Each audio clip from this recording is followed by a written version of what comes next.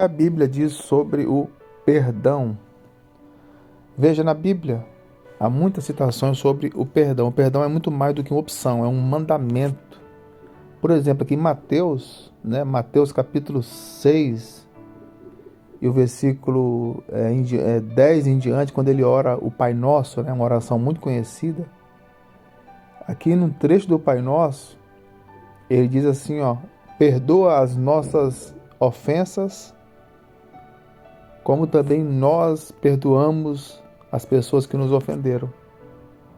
E lá embaixo, no versículo 14, ele diz, porque se vocês não perdoarem as pessoas que ofenderam vocês, o Pai de vocês que está no céu também, porque se vocês perdoarem, as pessoas que ofenderam, o Pai perdoará. Mas se não perdoarem essas pessoas, o Pai de vocês também não perdoará as ofensas de vocês. Então, o perdão do Pai é equivalente ao nosso perdão às pessoas. Isso aqui se repete. Marcos 11, 25, também está escrito, e quando estiverem orando,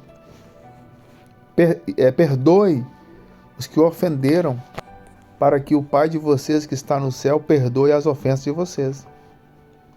E se não perdoarem os outros, o Pai de vocês que está no céu também não perdoará as ofensas de vocês. A Bíblia diz que nós devemos orar por aqueles que nos maltratam, por aqueles que nos ofendem.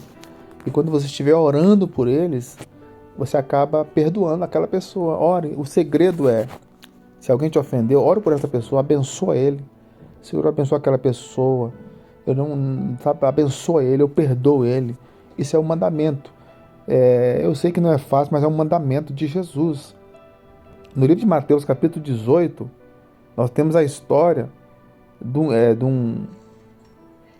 empregado mau, a parábola do credor incompassivo, Então Pedro chegou perto de Jesus e perguntou, Senhor, quantas vezes devo perdoar o meu irmão que peca contra mim? 7 vezes? Não, respondeu Jesus, você não deve perdoar 7 vezes, mas 77 vezes. Outras versões falam mais 70 vezes 7, Porque o reino, aí eu conto uma história, Porque o reino dos céus é como um homem que resolveu fazer acerto de contas com seus empregados. E logo no começo, um que lhe devia milhões de moedas, guarde bem esse trecho aqui, gente, milhões de moedas. Mas o empregado não tinha, ele devia milhões, não tinha como pagar, não tinha dinheiro. Então, para pagar a dívida, o seu patrão, o rei, ordenou que fossem vendidos como escravos, o empregado, a sua esposa, a família inteira, Que fosse vendido como escravo e também tudo que possuía, seus bens. Mas o empregado se ajoelhou diante do patrão e pediu, tenha paciência comigo e eu lhe pagarei tudo. Não tinha como pagar, Um cara pobre, devendo milhões, mas ele prometeu que pagaria. O patrão, então, vendo a humilhação dele, teve compaixão, teve pena e perdoou a dívida toda de milhões. Que alívio! E pediu que ele fosse embora. O empregado saiu do palácio diante do rei e encontrou um dos seus companheiros de trabalho que devia quanto? 100 moedas de prata, lá em cima. Ele devia milhões ao patrão e chegou e encontrou um amigo que ele devia 100 moedas de prata, algo irrisório comparado ao que ele devia, Então pegou este companheiro pelo pescoço e começou a sacudi-lo, dizendo, pague o que me deve. Então o seu companheiro se ajoelhou e pediu, tenha paciência comigo e eu lhe pagarei tudo. Mas ele não concordou, pelo contrário, mandou o outro na cadeia, até que pagasse a dívida. E quando os outros viram, os outros empregados viram, ficaram revoltados e foram contar tudo ao patrão. Aí o patrão chamou aquele empregado e disse, empregado miserável, você pediu e por isso eu perdoei tudo que você devia. Portanto, deveria ter pena do seu companheiro, como eu tive pena de você. O patrão ficou com muita raiva e mandou o empregado para a cadeia a fim de ser castigado até que pagasse a dívida. Então Jesus conclui dizendo aqui, gente, no versículo, vou colocar em amarelo aqui, e por isso, Jesus terminou, é isso que o meu Pai que está nos céus vai fazer com vocês se cada um não perdoar sinceramente o seu irmão. O que significa essa história? Significa que todos nós éramos devedores a Deus. Desde o Éden, o homem caiu, pecou contra Deus, nós éramos devedores. Esse homem devia milhões de moedas, mas nós não devíamos milhões, nós devíamos tudo que nós tínhamos, porque nós havíamos pecado contra Deus. Sabe o que ele fez? Ele nos perdoou em Cristo. Ele não nos perdoou milhões de moedas, ele nos perdoou os nossos pecados. Ele nos perdoou, ele nos tirou do inferno, nos tirou da condenação.